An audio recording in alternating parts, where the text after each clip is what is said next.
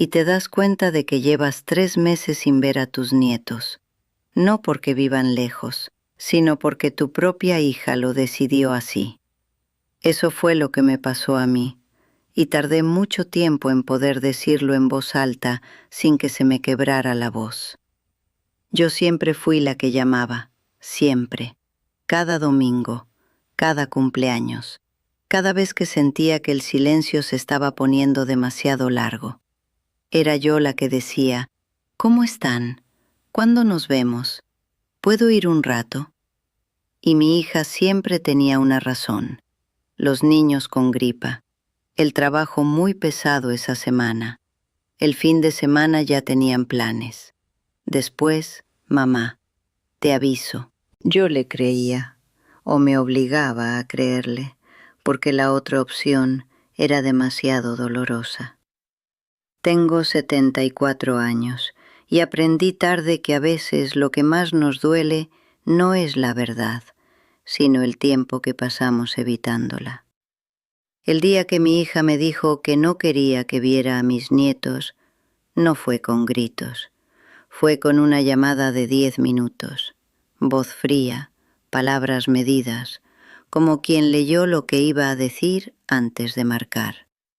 Me dijo que necesitaba espacio, que yo la agobiaba, que mis visitas creaban conflicto en su casa, que los niños necesitaban estabilidad y que yo alteraba esa estabilidad. Me quedé en silencio. Ella siguió hablando. Yo ya no escuchaba bien. Solo escuché una frase que se quedó grabada en algún lugar dentro de mí. Por ahora es mejor que no vengas. Colgué. Me senté en la silla de la cocina y no lloré, no porque no me doliera, sino porque creo que una parte de mí lo sabía desde hacía mucho tiempo. Pero eso no fue lo peor. Lo peor fue la semana siguiente. Me desperté un sábado y pensé, hoy es el cumpleaños de Santiago, mi nieto mayor. Iba a cumplir 7 años. Me levanté con la idea de llamar, solo para saludarlo, solo para que supiera que su abuela lo recordaba. Tomé el teléfono, lo sostuve un momento y lo dejé sobre la mesa, porque no sabía si mi hija me lo iba a pasar, porque no quería crear un conflicto el día de su cumpleaños, porque tenía miedo de llamar y que nadie contestara. Eso es lo que nadie ve desde afuera. No es solo que te alejaron, es que te enseñaron a dudar de si tienes derecho a existir en la vida de los tuyos. Me pregunté muchas veces qué había hecho mal. Repasé conversaciones, revisité discusiones viejas.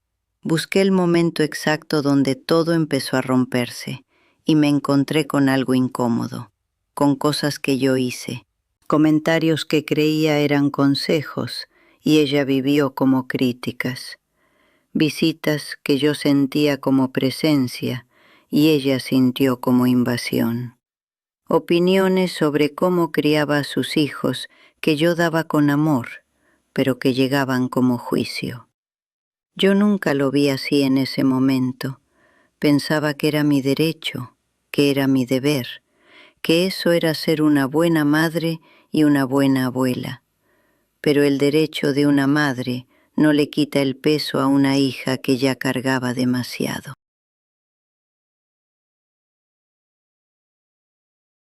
Y ahí fue cuando entendí algo que me costó mucho aceptar. El amor no siempre protege. A veces el amor también cansa. Tenía 74 años y estaba aprendiendo esto sola, sentada en mi cocina, sin nadie con quien hablarlo. Mi esposo murió hace 11 años. Mis amigas de toda la vida se fueron quedando en el camino, como pasa con la edad. Y mi otra hija vive en otro país. La llamo, pero hay cosas que no caben en una videollamada. Así que estaba sola con todo eso, con la pregunta que no me dejaba dormir. ¿Yo también hice esto? No en el mismo sentido, no con mis padres, pero sí con mi propia madre, cuando era joven y estaba ocupada con mis hijos, con mi marido, con mi vida. ¿Cuántas veces le dije, después, mamá? ¿Cuántas veces colgué rápido porque tenía prisa? ¿Cuántas veces llegué a su casa distraída, con la cabeza en otro lado, y ella solo quería que yo estuviera presente? Ella nunca me lo reclamó. Nunca me dijo, me dueles. Y yo nunca pregunté si le dolía. Ese pensamiento me pesó más que el enojo con mi hija. Quiero preguntarte algo, y quiero que te lo tomes en serio.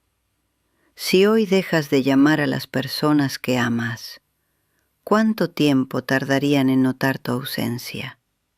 No te pido que respondas en voz alta, solo que lo pienses, porque yo lo pensé.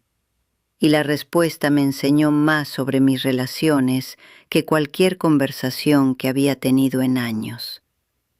Pasaron semanas sin hablar con mi hija. Al principio esperaba que ella llamara, que se arrepintiera, que me dijera, mamá, me pasé, perdóname. Esa llamada nunca llegó, y yo me quedaba mirando el teléfono, como si con solo mirarlo fuera a sonar. Mi casa se volvió muy silenciosa en ese tiempo. No el silencio tranquilo que tienes cuando estás en paz, sino ese otro silencio, el que suena, el que ocupa espacio, el que te hace consciente de cada minuto que pasa sin que nadie te busque. Me levantaba, hacía café, me sentaba en la mesa donde antes desayunábamos todos cuando mis hijos eran pequeños. Y pensaba, esta mesa no ha cambiado. Las sillas son las mismas, el mantel es el mismo, soy yo la que sobra ahora. Pero eso no fue lo peor. Lo peor fue acostumbrarme, porque hay un momento en que el dolor deja de ser agudo y se vuelve parte del paisaje. Y eso es más peligroso, porque ya no duele tanto, pero tampoco sanas. Solo aprendes a vivir alrededor de ese hueco. Un día mi vecina me invitó a un grupo de señoras que se reúnen los jueves. Yo no quería ir. Me inventé excusas. Dije que estaba ocupada, que tenía cosas que hacer. Mentiras, claro. Mi agenda estaba vacía. Pero fui. No sé por qué. Quizás porque el silencio ese día era demasiado. Y ahí escuché a una mujer de 71 años contar algo parecido a lo mío, con su hijo, con sus nietos, con esa sensación de ser la que siempre busca y nunca es buscada. No lloramos, ninguna de las dos, pero nos miramos de una forma que no necesitaba palabras. Y pensé, no soy la única. No sé si eso me alivió o me entristeció más. Creo que las dos cosas al mismo tiempo. Empecé a hacer algo diferente. Dejé de esperar. No lo digo como un acto heroico, no fue una decisión dramática que tomé un martes por la mañana después de una gran reflexión. Fue gradual, casi sin darme cuenta. Dejé de revisar el teléfono cada hora. Dejé de inventar razones para llamar. Dejé de ensayar conversaciones en mi cabeza que nunca iban a pasar. Y algo curioso ocurrió. El silencio siguió siendo silencio, pero ya no me lastimaba igual. Empecé a llenar mis mañanas con cosas pequeñas, un libro, una caminata corta. Aprendí a hacer una receta nueva cada semana, solo porque sí. No lo hice para sanar de manera espectacular. Lo hice porque necesitaba razones para levantarme con algo de ganas. Y eso fue suficiente por un tiempo. A los 4 meses, mi hija me llamó, no para disculparse, no exactamente. Me llamó para decirme que Santiago había preguntado por mí, que quería hablar conmigo. Me dijo, puedes llamarle el domingo. Solo eso, sin más explicación, sin reconocer lo que había pasado. Yo podría haberme enojado, podría haberle dicho que eso no era suficiente, que me debía una disculpa, que 4 meses de silencio no se borran con una llamada de domingo. Y parte de mí Sí sentía eso, pero otra parte, la parte que ya estaba aprendiendo a no rogar, me dijo algo diferente. No tienes que aceptar menos de lo que mereces, pero tampoco tienes que castigarte negándote lo que amas. Llamé el domingo. Santiago me contó que había perdido un diente, que estaba aprendiendo a andar en bicicleta, que su maestra se llamaba igual que yo. Hablamos 20 minutos y cuando colgué no lloré de tristeza, lloré de otra cosa, de esa mezcla rara entre alivio y dolor que solo existe cuando algo que amas regresa un poco, pero no del todo. No te voy a decir que todo se arregló, porque no es verdad. Mi relación con mi hija sigue siendo frágil. Hablamos, pero con cuidado, como dos personas que caminan sobre algo que se puede romper. Quizás algún día hablemos de verdad, quizás no. Pero yo aprendí algo en todo esto que no sabía a los 40, ni a los 55, ni siquiera a los 70. Aprendí que sostener una relación sola, desde un solo lado, no es amor. Es miedo. Miedo a quedarte sin ellos. Miedo a que si sueltas ya no regresen. Miedo a confirmar lo que ya sabes, pero no quieres saber. Y ese miedo nos hace hacer cosas que no nos quedan bien.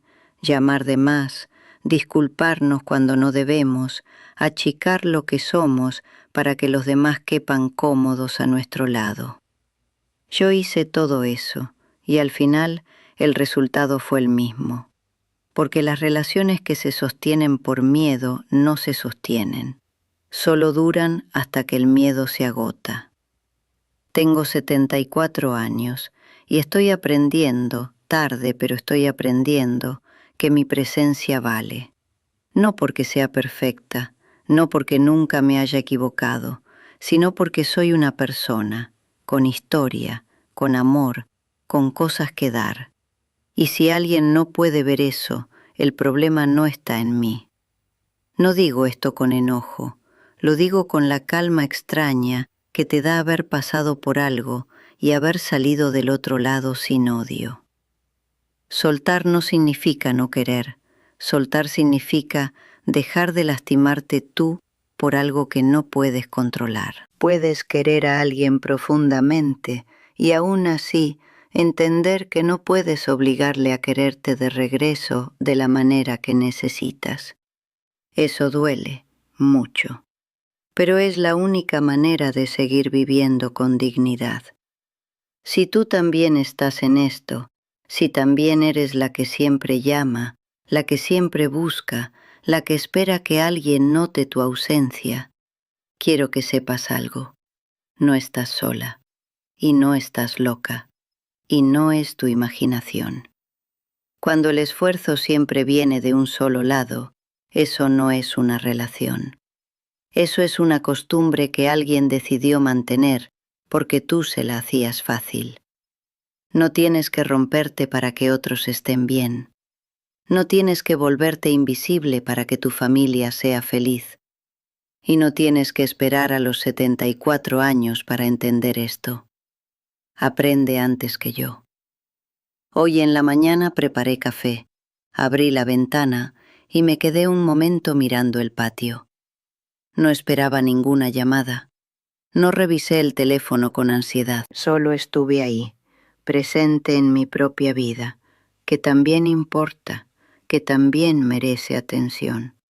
Y fue un momento pequeño, sin importancia para nadie más, pero para mí fue mucho, porque aprender a estar bien contigo misma cuando todo lo que esperabas no llegó, ese es quizás el aprendizaje más difícil y más necesario de la vida.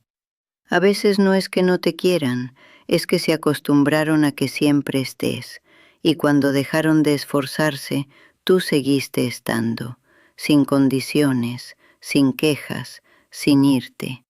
Hasta que un día entiendes que quedarte así, en esos términos, también tiene un costo, y ese costo lo estabas pagando tú sola.